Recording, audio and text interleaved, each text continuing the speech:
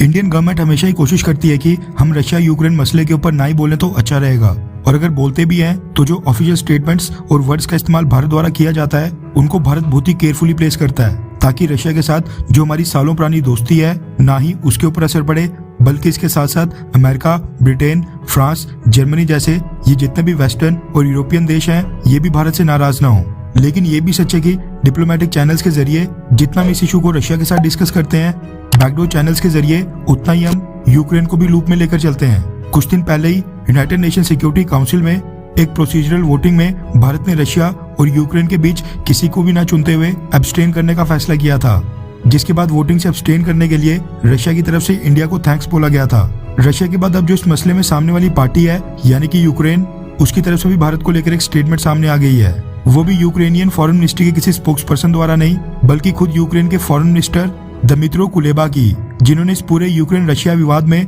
आधिकारिक तौर पर भारत की एंट्री करवा ली है। रेफरेंस के लिए आपकी स्क्रीन के ऊपर WION world is one news के आर्टिकल का स्क्रीनशॉट है, जिसके मुताबिक यूक्रेनियन फॉरेन मिनिस्टर दमित्रो कुलेबा ने यह बयान जारी करके बोला है कि अगर भारत रशिया को मैसेज देता है, यानी अगर भारत रशिया को समझाता है, तो रशिया के ऊपर इसका इम्पैक्ट यानी प्रभाव पड़ सकता है, क्योंकि सबको पता है कि भारत रशिया के कितने क्लोज है। यूक्रेन के फॉरेन मिनिस्टर एक दिन पहले एक वर्चुअल प्रेस कॉन्फ्रेंस कर रहे थे, जिस दौरान WION world is one media उसके सवाल के जवाब में उन्होंने कहा कि इंडिया रशिया को ये चीज बेहद साफ शब्दों में कह सकता है कि यूक्रेन भारत का फ्रेंड यानी दोस्त और पार्टनर है। रशिया अगर यूक्रेन को अंदर से डिस्टेबलाइज करने की कोशिश करता है, या फिर जो बॉर्डर के ऊपर अभी करंट क्राइसिस चल रहा है, रशिया उसका समाधान निकालने के लिए मिलिट्री ऑप्शंस चुनता है, तो वो भारत के लिए पूरी तरह से अनएक्सेप्टेबल यानी अस्वीकार्य होगा। उन्होंने आगे कहा कि अगर इंडियन गवर्नमेंट रशिया को ये बात क्लियरली कहती है, तो ये यूक्रेन को इंडिया की तरफ से बहुत ही स्ट्रॉन्ग सपोर्ट होगा और इससे इम्पैक्ट तो जरूर पड़ेगा। इसके बाद यूक्रेन के फॉरेन मिनिस्टर ने यूक्रेन की टेरिटरी के अंदर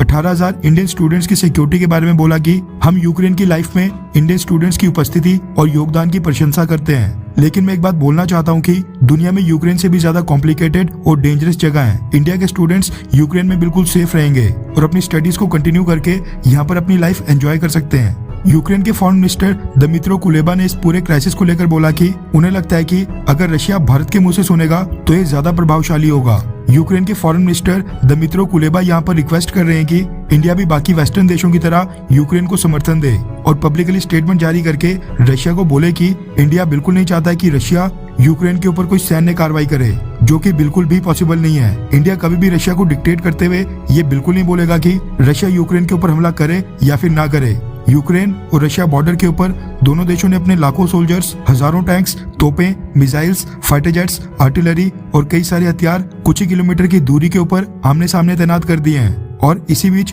यूक्रेन के फॉरेन मिनिस्टर का पब्लिकली भारत से रिक्वेस्ट करना कि भारत इस विवाद में पड़े और रशिया को समझाए, ये साफ दर्शाता है कि यूक्रेन अब काफी ज्यादा मजबूर हो गया है और अमेरिका की रशिया के ऊपर प्रतिबंध थोपने की धमकी भी अब यूक्रेन के किसी काम नहीं आ रही है। इसीलिए यूक्रेन डेस्परेटली चाहता है कि इंडिया ही कोई रास्ता निकाले, लेकिन इंडिया के लिए भी ये बहुत ही डिफिकल्ट होने वाला है, क्योंकि इस बार रशिया किसी की सुनने के मूड में नहीं है। डिप्लोमेटिक चैनल्स के जरिए रशिया इस इशू को लेकर इंडिया के साथ लगातार कांटेक्ट में है, जो कि खुद रशिया की फॉरेन मिनिस्ट्री के स्पोक्स पर्सन ने पिछले हफ्ते कहा था। खैर, वैसे आपको क्या लगता है कि क्या इंडिया को भी रशिया या यूक्रेन में से किसी एक देश की साइड देनी चाहिए, हाँ या फिर ना? नीचे कमेंट करके अपनी राय जरूर बताएं।